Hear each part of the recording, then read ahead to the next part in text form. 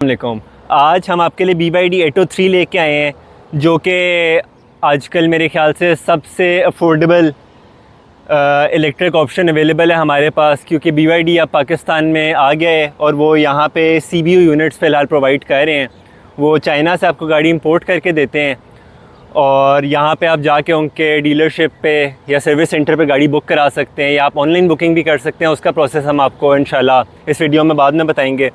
तो ये 2025 मॉडल गाड़ी है और मैं काफ़ी टाइम से इसे ख़ुद भी पर्सनली एक्सपीरियंस कर रहा था।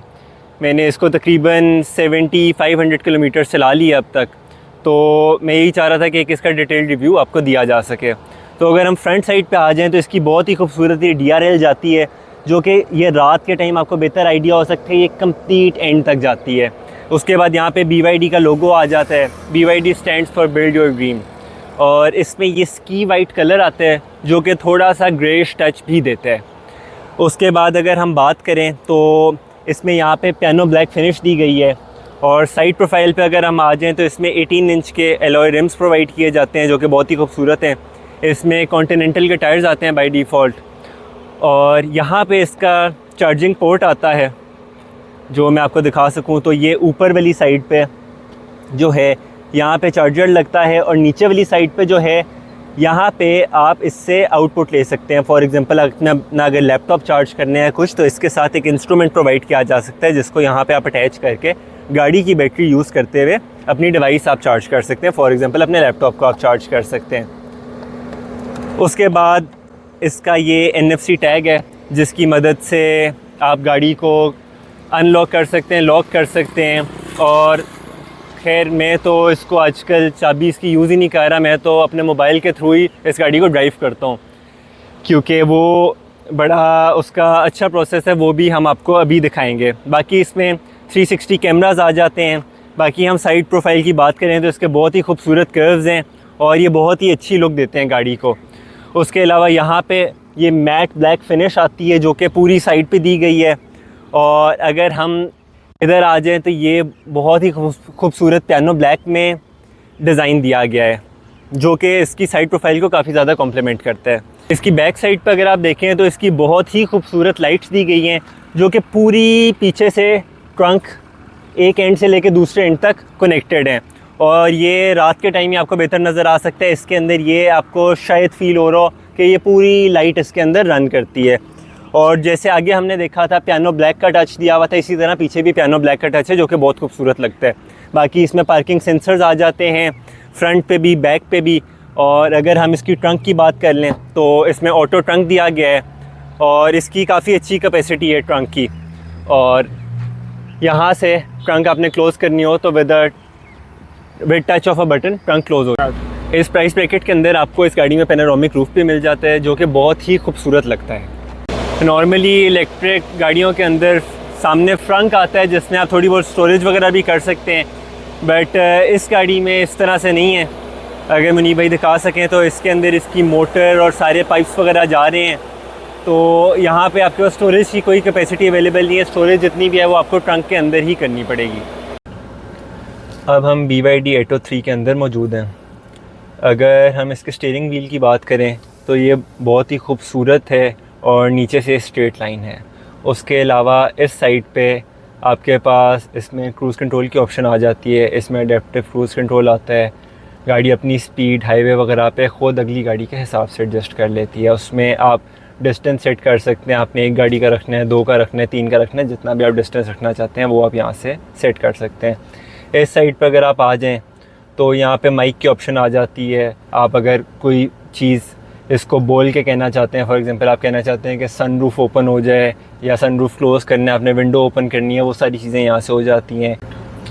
उसके अलावा यहाँ से आपको अपनी एवरेज स्पीड पता लग सकती है। ड्राइविंग टाइम आज तक का टोटल कितना है वो पता लग सकता है।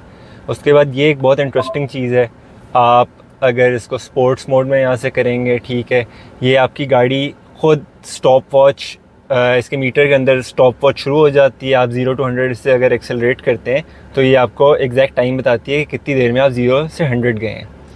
और उसके अलावा अगर हम इसमें देखें तो ये टायर प्रेशर भी बताती है। अगर हम इसकी स्क्रीन की बात करें तो बहुत ही मैसिव साइज़ है स्क्रीन का, ठीक है, और इसमें काफ़ी सारे फ़ीचर्स हैं। एक बहुत अच्छा फ़ीचर जो इसमें है वो ये कि इसके अंदर इन बिल्ट डैश कैम आता है, ठीक है। आपकी गाड़ी सारी रिकॉर्डिंग करती है, खुदा ना खास्ता किसी इंसिडेंट के अंदर गाड़ी इन्वॉल्व होती है तो आपके पास उसकी फ़ुटेज भी अवेलेबल होगी। उसमें वो स्पीड भी बताती है, आप किस तरह से गाड़ी चला रहे थे, लाइक एक्सेलरेशन आपकी ज़्यादा थी कम थी वो भी बताती है, आप हाई बीम पे थे लो बीम पे थे, मतलब इट्स वेरी डिटेल्ड। और उसके बाद अगर आप सेटिंग्स में चले जाएं तो यहाँ पे एम्बिएंट लाइट की ऑप्शन आ जाती है। उसके बाद बाकी ये ऑडियो सेटिंग्स वगैरह आ जाती हैं। उसके बाद आप एनर्जी में अगर चले जाएं तो यहाँ से आप रीजनरेटिव ब्रेकिंग इसमें सेट कर सकते हैं कि आपको स्टैंडर्ड चाहिए या हाई रीजनरेटिव ब्रेकिंग चाहिए। ये इधर एनर्जी कंजम्पशन वगैरह बताती है कि आज तक टोटल कितनी है। ये 7773 गाड़ी चली है, उसमें 18 किलोवाट पर 100 किलोमीटर इसकी एवरेज रही है। वो आप चाहें तो आप कैलकुलेट कर सकते हैं, ये पर ट्रिप एवरेज बताता है। उसके बाद यहाँ से आप एसी का मोड सेलेक्ट कर सकते हैं। बाकी अगर आप गाड़ी को रिमोट स्टार्ट करते हैं बाहर से ही तो उसका आप टाइम शेड्यूल यहाँ से कर सकते हैं कि कितनी देर गाड़ी स्टार्ट करे और उसके बाद बंद हो जाए। वो एक बहुत अच्छा फ़ीचर है। जैसे अभी पिछले दिनों काफ़ी गर्मी थी तो आप रिमोट से गाड़ी को स्टार्ट कर दें और आने से 5-10 मिनट पहले तो गाड़ी बिल्कुल ठंडी हो जाती है जब तक आपने आके बैठना है। उसके बाद इसके डैश के फ़ीचर आ जाते हैं जिसमें ये सेफ्टी फ़ीचर्स हैं। इसके अंदर ब्लाइंड स्पॉट मॉनिटर प्रोवाइड किया जाता है। आप डोर ओपन करते हैं, कोई पीछे से गाड़ी आ रही है उसकी आपको वार्निंग देती है।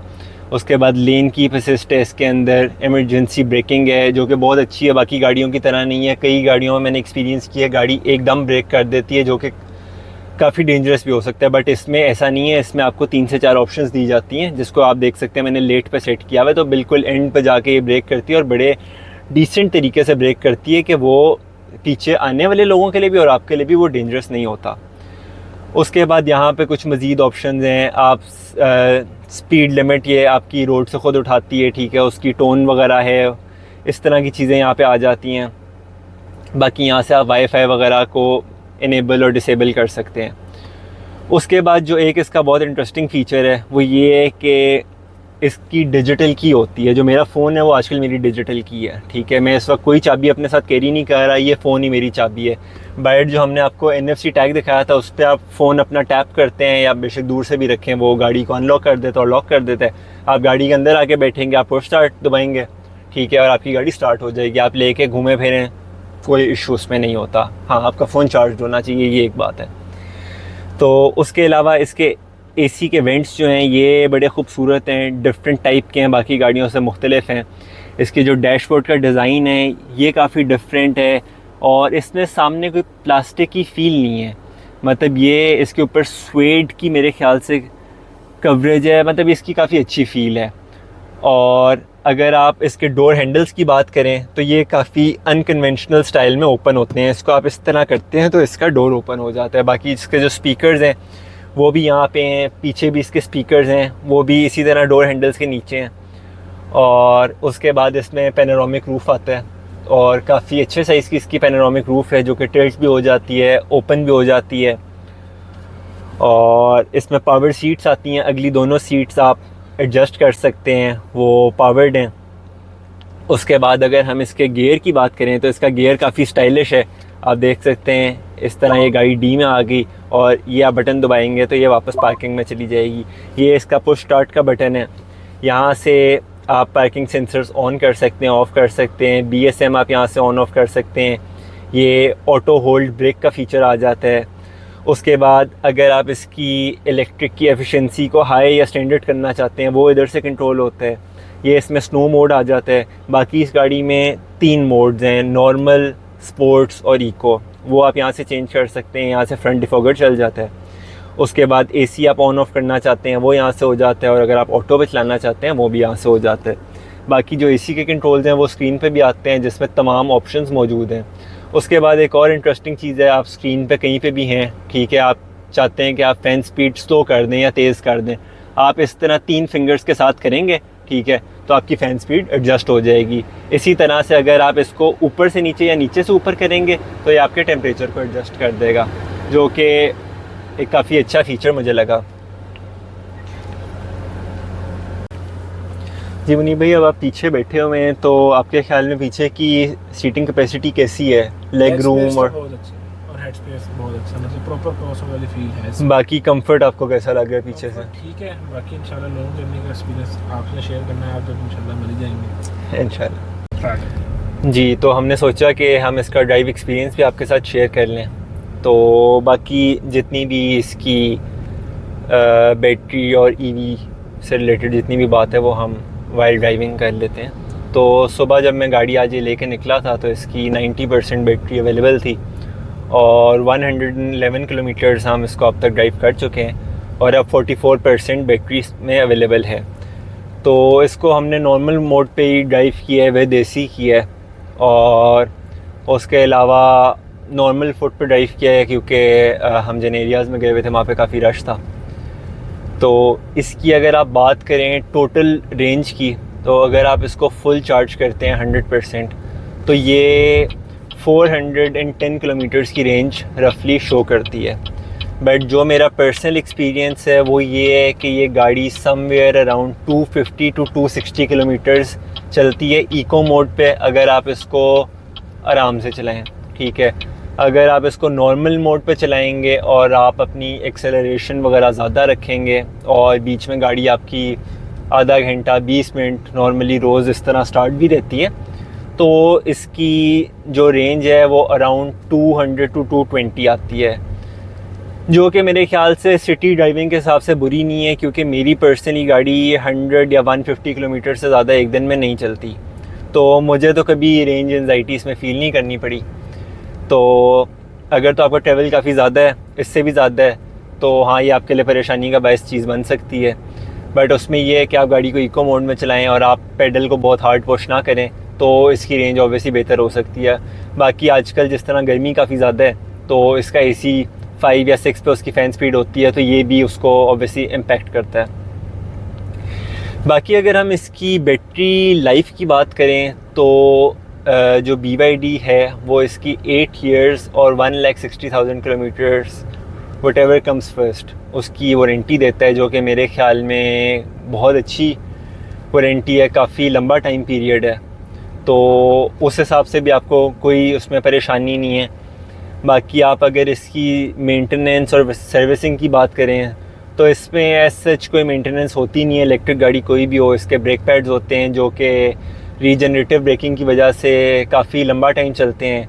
इसके टायर्स होते हैं, टायर्स कुछ इलेक्ट्रिक गाड़ियों में थोड़ा कम चलते हैं, उनके वेट पर डिपेंड करता है।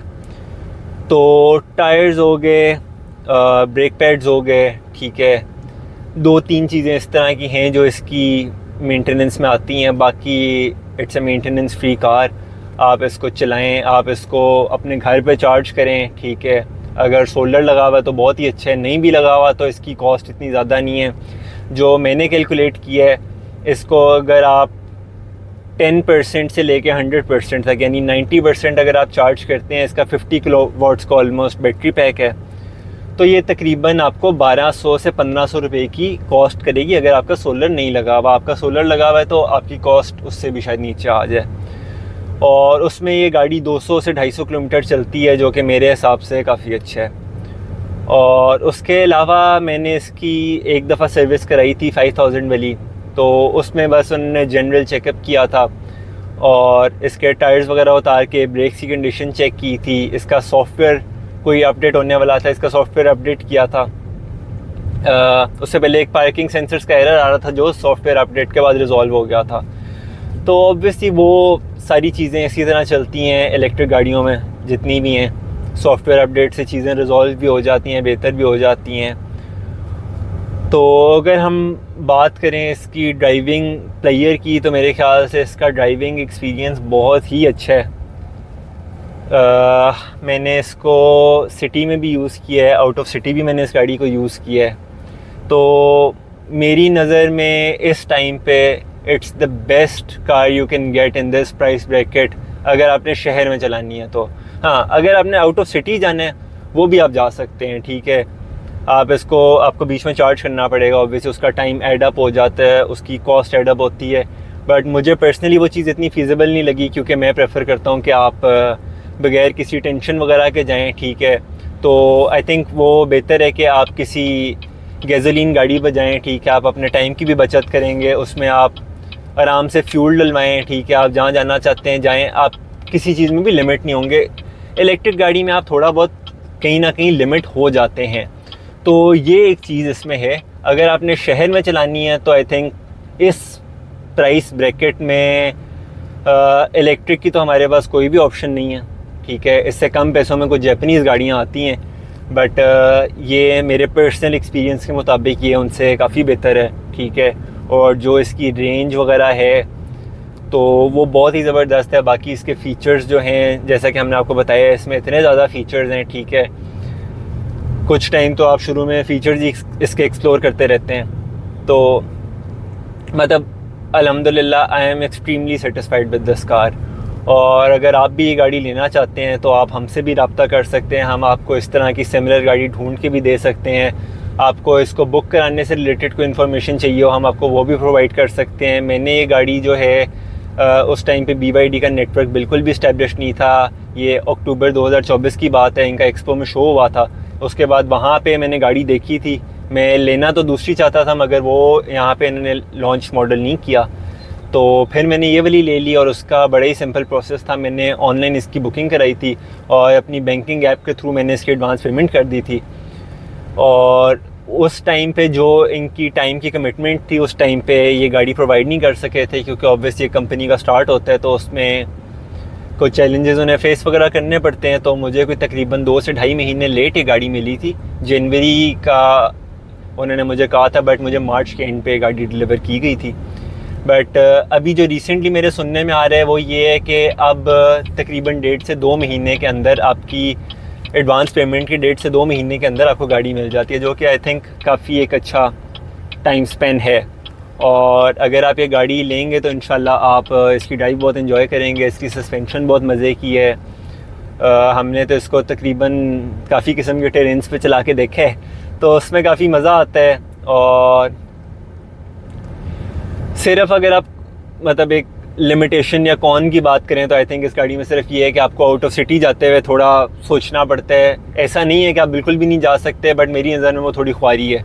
तो उससे बेहतर है कि आप किसी और गाड़ी पे, अगर आपके पास ऑप्शन अवेलेबल है, आप किसी और गाड़ी पे चले जाएं। और बाकी आपको कोई भी इंफॉर्मेशन इससे रिलेटेड या किसी और गाड़ी से रिलेटेड चाहिए हो तो आप हमें रब्ता कर सकते हैं हमारे पेज पे, हमारे यूट्यूब चैनल पे, हमारे दिए गए नंबर पे। हम इंशाल्लाह जितनी आपकी हेल्प हो सकी वो करेंगे। और आपको कोई भी गाड़ी चाहिए हो, आप उसके सिलसिले में भी हमें रब्ता कर सकते हैं। आपने इसके कोई फ़ीचर्स पूछने हो, कोई भी आपको इन्फॉर्मेशन चाहिए हो तो आप हमें रब्ता कर सकते हैं। वीडियो देखने का बहुत शुक्रिया। अल्लाह हाफ़िज़।